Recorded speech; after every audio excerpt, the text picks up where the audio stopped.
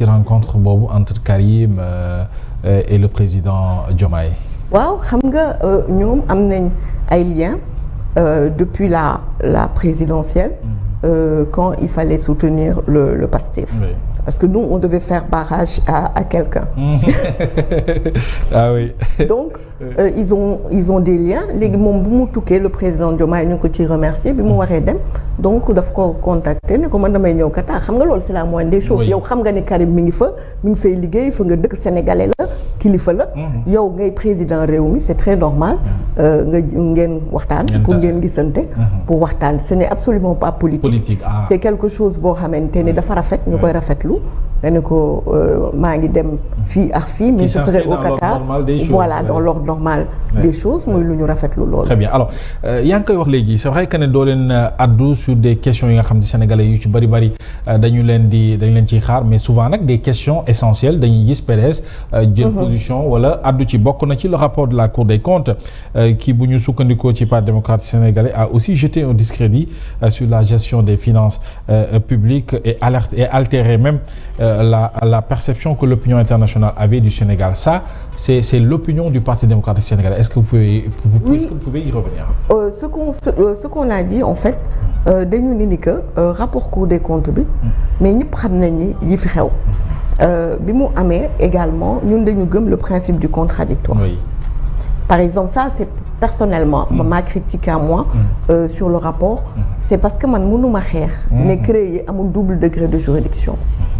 mani laajuñu la dara da ngay ñëw rek ñu ne la lii yaa ko moom par force yaa ko moom ñu xeex ko dem saisir instance yëpp léegi ñii IGF bi def rapport bi d'après ce qu'on a appris on a écouté personne ñoom Daouda Diallo ñi ñu kii wak ñoom laajuñu leen ñoom pour ñu mun a indi le principe du contradictoire parce que du Cour des comptes la ñu war a wax Cour des comptes dañ leen jox un rapport ne ko certifié. C'est ça.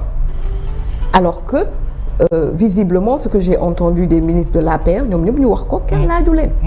Ceci dit ñun on est pour la reddition des comptes parce que OFNAC bii ñuy wax xam nga lan la woon rek moo doon cours pour lutter contre la corruption et la concussion la ñu changé def ko OFNAC permettre autosaisine du citoyen donc rapport Cour des comptes bi ak li ñu ci wax yëpp on a pensé que ce principe boo xam ne démocratique normal maanaam nit ki mën a wax expliquer xëy na loolu manquement la si suñ bu ñu dégloo waa APR mais sinon on respecte toutes les institutions et yu fi nekk mais loolu moom xam nga Mouhamed mënuma ñëw di la bind rapport bind ci yow ñu war ko yóbbu ñuy liggéey fii war ko jox Bougane ma ñëw inspecter si te du ma la laaj ñëw nga ci ni mbiri di dem ñu bëri nu ñu jàpp ne évidemment bëri na li nga xam ne moom moo soxal quelque part yenn commentaires yi ñuy dégg que dafa am benn règlement de compte bu ñuy gis surtout à l'endroit de ces anciens ministres là surtout des anciens ministres de Macky Sall. xam nga dama ko yàgg wax taxawoon naa assemblée à l'époque ma ne leen interdiction foog naa boobu Lat Diop la ñu jàpp. ma wax vidéo yaa ngi YouTube ma ne leen lii ngeen di def. C'est pas normal, c'est illégal. Juge rek moo ko mën a interdire de sortir du territoire. ay combat yoo xam ne PDS da ko gagné la. muy ay combat de principe surtout. En 2013 Karim Wade, Madické Niang, Samuel Sarr et Oumar Sarr il me semble. dañ leen tere woon. oui on s'en rappelle ñu génn. maa filmé vidéo ba ñu dem fii aéroport. ñu ne leen doo leen dem ils sont allés avec un huissier de justice mu constaté ko. huissier de justice bi jox ko avocat yi dem. CEDEAO donc il y a un arrêt de la CEDEAO. bu wax ni amuñu droit téye nit ci réew sur la base d'un dem rek ñu ne la te notifié wuñ la ko. donc comment on peut 12 ans après.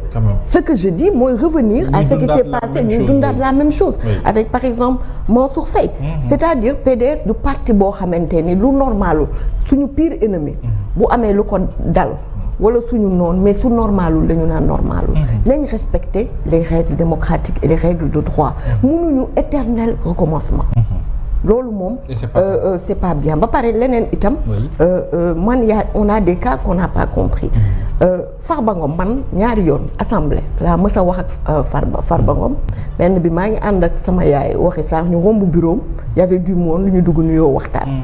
beneen bi keroog ci suñu coalition man ñoom Saliou Dieng Mayoro ak les responsables de l'APR mu dugg ci salle bi ñaar yooyu laa mës a wax ak Farba ci télé laay wax. mais man lan moo ump sama bopp.